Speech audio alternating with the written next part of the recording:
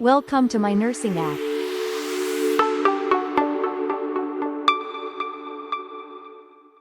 નમસ્કાર વિદ્યાર્થી મિત્રો, માય નર્સિંગ એપની વિડીયો સિરીઝમાં આપનું સ્વાગત છે. આજનો ટોપિક છે નીડલ. તો આ નીડલને તમે વાઇવા ટેબલ ઉપર કઈ રીતે એક્સપ્લેન કરી શકો તેના વિશે થોડીક માહિતી પ્રોવાઈડ કરીશ.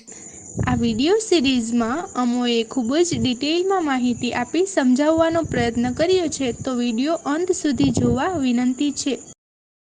તો સૌથી પહેલાં આપણે જોઈએ નીડલનું ઇન્ટ્રોડક્શન. તો આ એક સિંગલ યુઝ નીડલ છે, એટલે કે આ એક વખત યુઝ કરી શકીએ છીએ તે રીતે ડિઝાઇન કરવામાં આવેલી હોય છે. આ નીડલનો યુઝ એ સામાન્ય રીતે બોડીમાંથી બ્લડ કન્ટેન્ટને વિડ્રો કરવા માટે તથા મેડિકેશનને એડમિનિસ્ટ્રેશન કરવા માટે થાય છે. આ નીડલ છે એ નીડલ થ્રુ મેડિકેશનના એડમિનિસ્ટ્રેશન માટેનો જે કોન્સેપ્ટ છે એ 19મી સદીનો છે.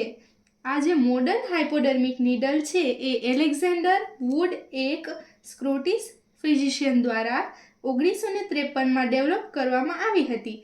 એલેક્ઝાન્ડર વુડે ફ્રેન્ચ સર્જન ચાર્લ્સ પ્રવાસની સહાયતા સાથે આ હોલો નીડલને ઇન્ટ્રોડ્યુસ કરી હતી. તો આ હતું નીડલનું થોડુંક ઇન્ટ્રોડક્શન. આ ઇન્ટ્રોડક્શનને જોયા બાદ આપણે જોઈશું નીડલના ડિફરન્ટ પાર્ટ્સ. તો પાર્ટ્સમાં આપણે જોઈએ તો સૌથી પહેલાં આગળના ભાગે આવેલી હોય છે આ નીડલ પ્રોટેક્ટિવ કેપ, કે જેનો યુઝ એ મેઇનલી નીડલને ડેમેજ થતું પ્રિવેન્ટ કરવા માટે તેના પ્રોટેક્ટિવ લેયર તરીકે હોય છે. તો આવી રીતે સૌથી પહેલો ભાગ હોય છે નીડલ પ્રોટેક્ટિવ કેપ, કે જે નીડલ ઉપર આવેલો હોય છે. ત્યારબાદ આપણે જોઈએ તો નીડલનો જે આગળનો ભાગ હોય કે જે શાર્પ અને પોઇન્ટેડ હોય છે, જેને બેવેલ કહેવામાં આવે છે. ત્યારબાદ આપણે જોઈએ તો બેવેલની બરોબર અંદરના ભાગે આવેલી હોય છે લ્યુમેન.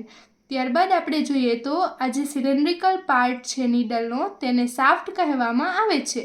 અને નીડલના બરોબર પાછળના ભાગે આવેલો હોય છે હબનો ભાગ, જે સિરિંજ સાથે અટેચ થયેલો હોય છે.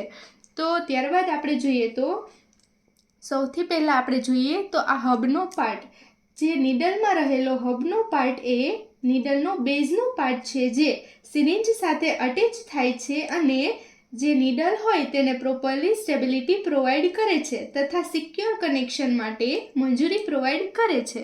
ત્યારબાદ આવેલો હોય છે શાફ્ટનો પાર્ટ.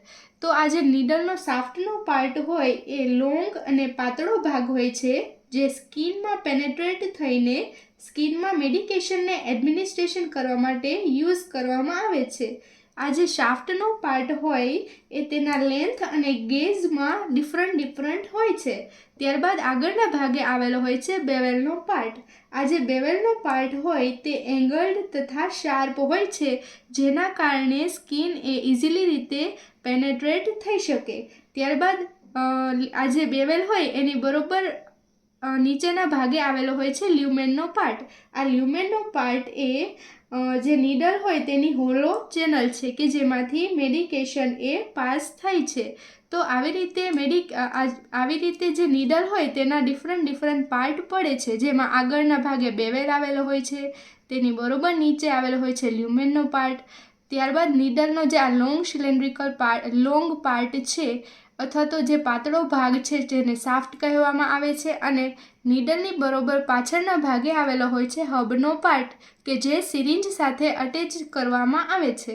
ત્યારબાદ આવેલો હોય છે આ નીડલ પ્રોટેક્ટિવ કેપ, કે જે નીડલને ડેમેજ થતી પ્રિવેન્ટ કરવા માટે આવેલો હોય છે. તો આવી રીતે નીડલ છે તેના ડિફરન્ટ પાર્ટ આવેલા હોય છે.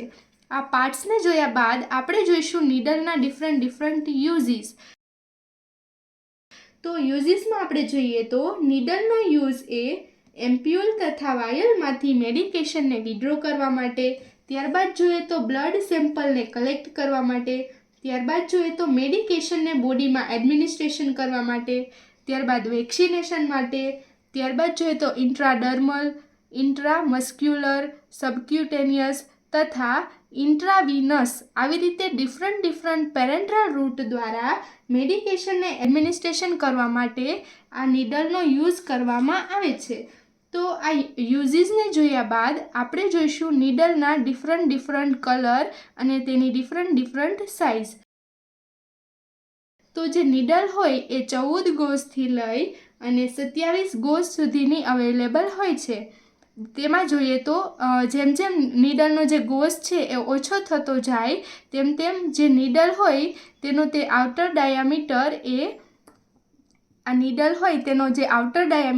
એ વાઇડ થતો જાય છે, જેના કારણે આ જે નીડલ હોય તેમાંથી ઇઝીલી રીતે ફ્લુઇડ અથવા તો મેડિકેશનને બોડીમાં એડમિનિસ્ટ્રેશન કરી શકાય છે.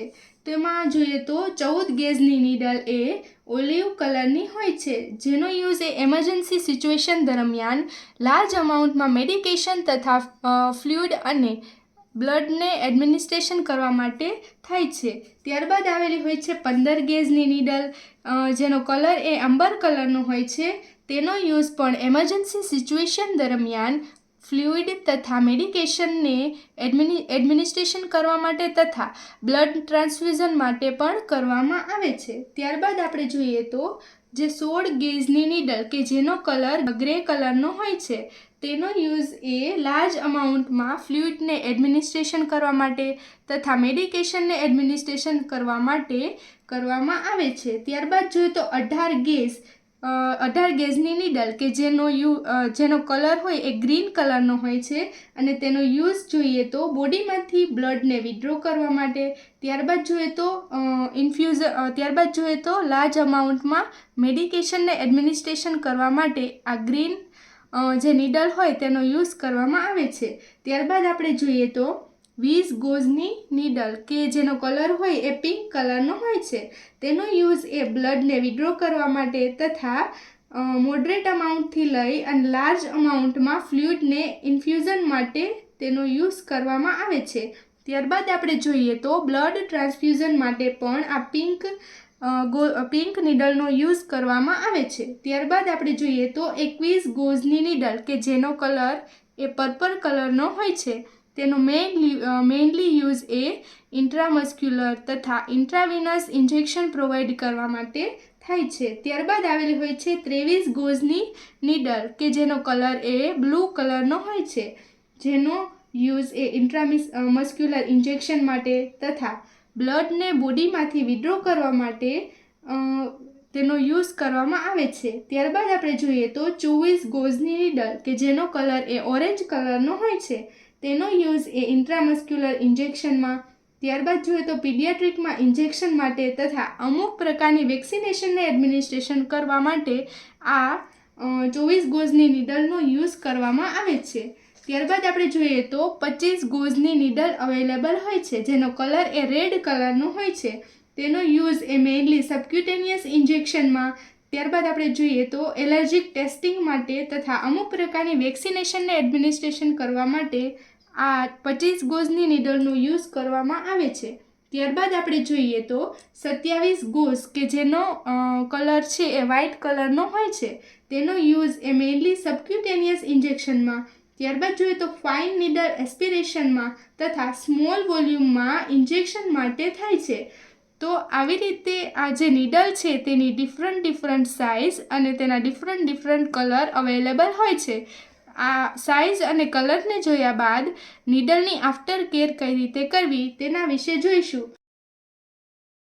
તો જે આ યુઝ કરેલી નીડલ હોય તેને ફરીથી રીકેપ કરવી નહીં, એટલે કે જેનો આ નીડલ પ્રોટેક્ટિવ કેપ હોય તેને ફરીથી રીકેપ કરવી નહીં તો નીડલ સ્ટિક ઇન્જરી થવાના ચાન્સીસ રહે છે. ત્યારબાદ જોઈએ તો જે યુઝ કરેલી નીડલ હોય તેનો ફરી યુઝ ન કરવો જોઈએ નહીં, જેના કારણે ફરી યુઝ કરવામાં આવે તો ઇન્ફેક્શન લાગવાના ચાન્સીસ રહે છે. ત્યારબાદ આપણે જોઈએ તો યુઝ કરેલી જે નીડલ હોય તેને પંક્ચર પ્રૂફ કન્ટેનરમાં ડિસ્કાર્ડ કરવી અને જે પંક્ચર પ્રૂફ કન્ટેનર હોય તેને નીડલ ડિસ્કાર્ડ કર્યા બાદ પ્રોપરલી ક્લોઝ કરવું. તો આવી રીતે તમે વાઇવા ટેબલ ઉપર પણ આ નીડલને એક્સપ્લેન કરી શકો છો. Thank you.